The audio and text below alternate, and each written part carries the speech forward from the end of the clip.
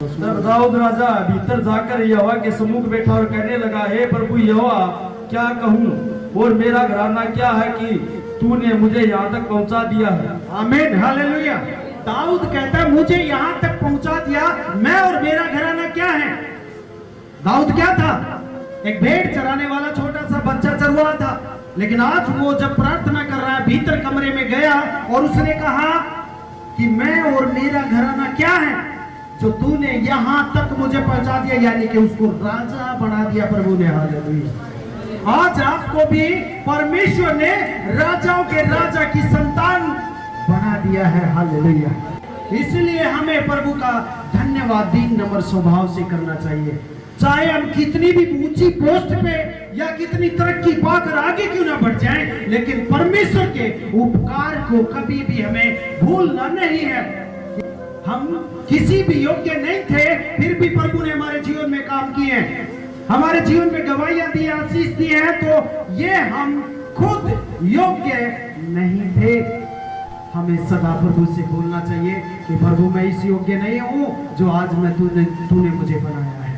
ये दीनता का एक प्रमाण है। जो एक अन्य जाति स्त्री आई थी, जैसे हम अन्य जाति प्रभु के पास गए हैं, वो प्रभु के पास आती है और प्रभु उसके विश्वास को परखने के लिए, उसके दीन नम्र स्वभाव को परखने के लिए कहता है, क्या कोई अपने बच्चों की रोटी लेकर कुत्तों को डालेगा? वो उसका विश्वास, वो मन में इतनी दीन थी, इतनी नम्र थी, आकर उसने कहा कि हे प्रभु, कुत्ते भी चूर चार जो है खा लेते हैं, जो मालिकों की मेज से नीचे गिर जाते हैं। उसने कहा, हे स्त्री, तेरा विश्वास बड़ा है।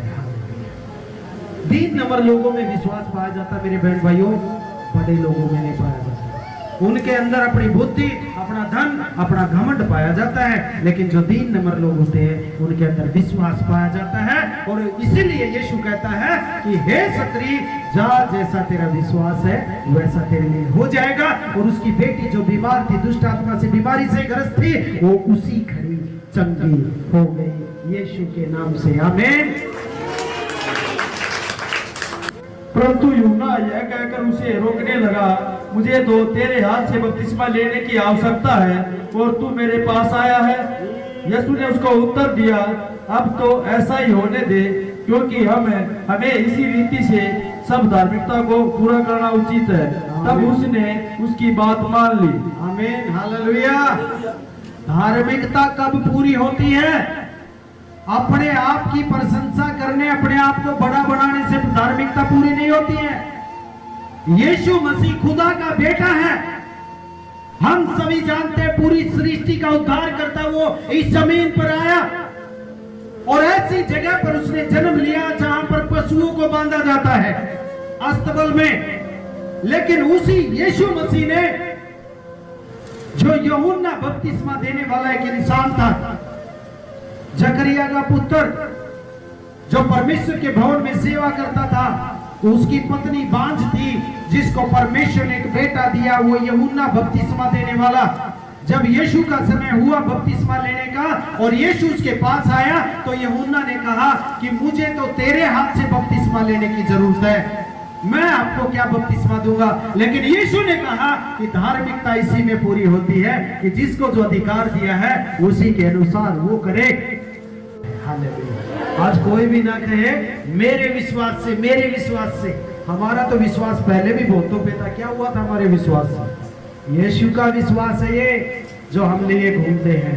कहता तुमने मुझे नहीं, मैंने तुझे चुना है। हालेलुया। और कितने धन्य हैं हम लोग जो यीशु खुदा ने हमें चुना है, जो स्वर्ग के मालिक ने हमें चुना है। इसलिए दाऊद भी कहता है, याकूब भी कहता है, मैं तो इसके काबिल भी नहीं था प्रभु, आपने कैसे किया? मैं तो योग्य भी नहीं था। उसने नहीं कहा मेरे अंदर कोई खास बात थी मेरे परमेश्वर ने इसलिए मुझे चुना है।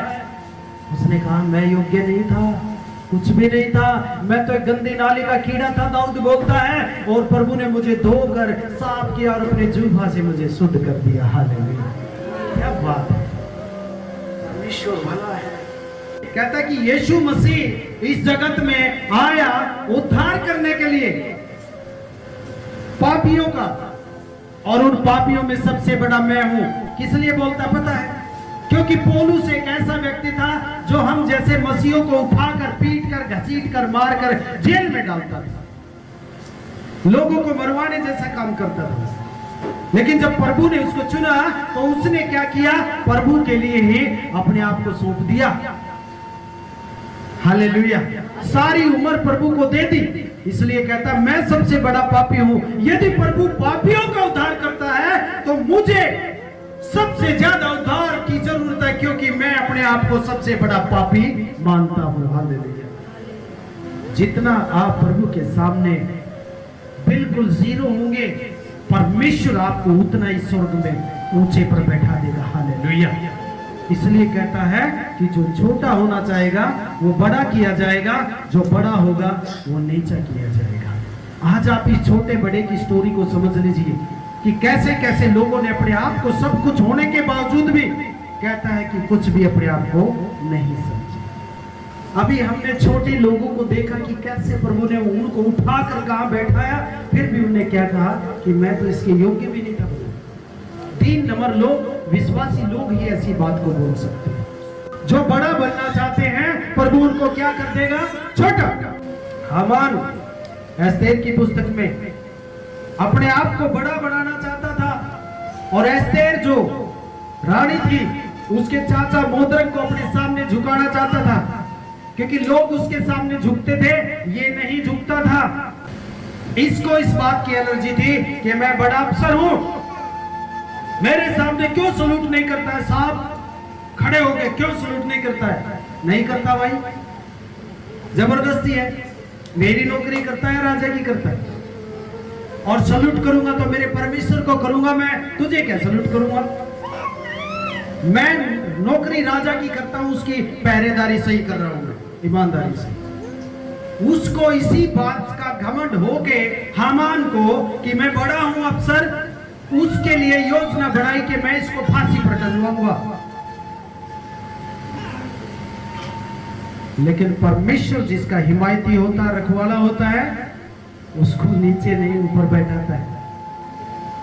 परमेश्वर ने जो योजना बनाई, वो जिसने फांसी का फंदा बनवाया था जिसके लिए, वो खुद उस पे टांगा गया।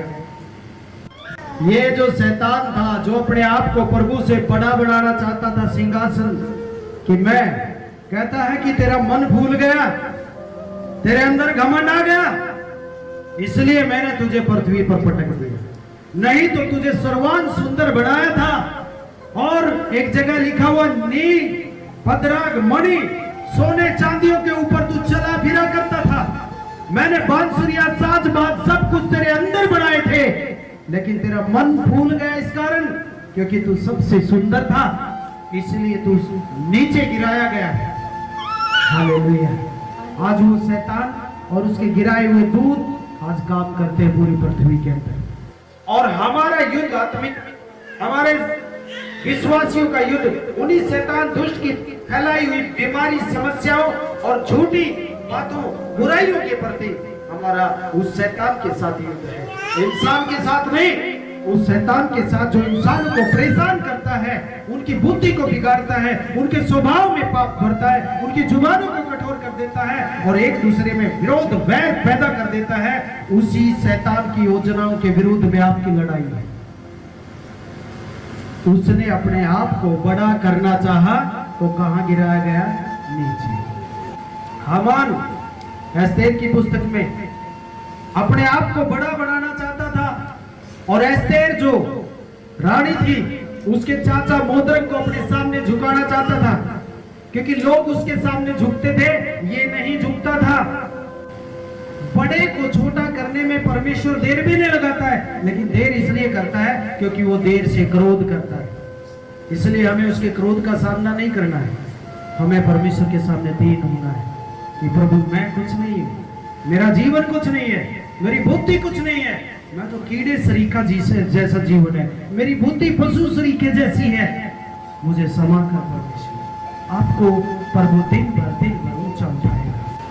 प्रभु उनको तो बचा लेगा जो दीन है, लेकिन घमंडियों की आंखों को नीचा जरूर करेगा, क्योंकि कहता है उनका भाग दुष्ट के साथ ठहराया गया है। आज हमें छोटे बड़े की कीमत को जान लेना चाहिए। यदि कोई अपने आप में कहता है कि बड़ा बने तो वो एक दूसरे का सेवक बने।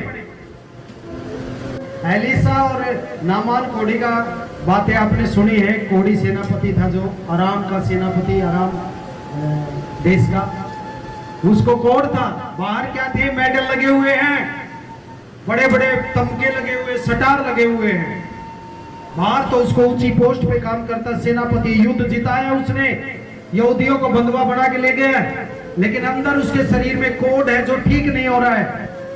आराम का जो सेनापति है, ये कई बार कहने से और फिर एलिसा जो प्रभु का दास था उसके पास गया। एक छोटी सी बेटी उसको गवाही देती रहती है कि मालिक को बोल हमारे प्रभु के दास के पास वो चला जाएगा और वो प्रार्थना करेगा तो ये सही हो जाएगा। और वो जब कई बार बोलने के बाद अपनी पत्नी के गया तो एलिसा ने एक बात बोल दी प्रभु के दास ने कि यरदन नदी में 7 डुबकी लगा ले, तेरा कोढ़ ठीक हो जाएगा। इसीलिए यहाँ पे इसको क्या प्रॉब्लम हो गई है, उसको क्रोध आ गया। सेनापति है ना, अपने आप में पूरा जेंटलमैन है, पूरा अपने आप में भरा हुआ है घमंड से, मैंने बड़े बड़े युद्ध जीते हैं। ये एक संत प्रभु का ये कह रहा है नदी में नहा ले, मेरे वहां नदी थोड़ी, इससे भी बड़ी बड़ी नदियां हैं, मैं वहां भी नहा सकता हूँ, ये कौन सा इलाज बता दिया इसे। उसके अंदर क्या आ गया, क्रोध, क्योंकि वो अपने आप को बड़ा समझता, समझ रहे। जब उसके सैनिकों ने कहा इतनी दूर आ गए,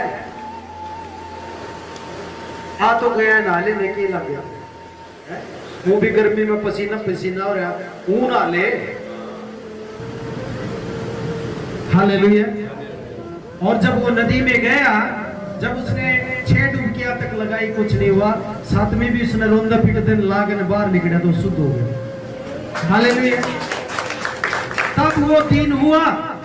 लेकिन आज इस वचन को यदि आप छोटे बड़े की बात को समझ गए तो आज के बाद आशीष आपके पीछे दौड़ेंगे, आपको नहीं दौड़ना पड़ेगा, हालेलुया।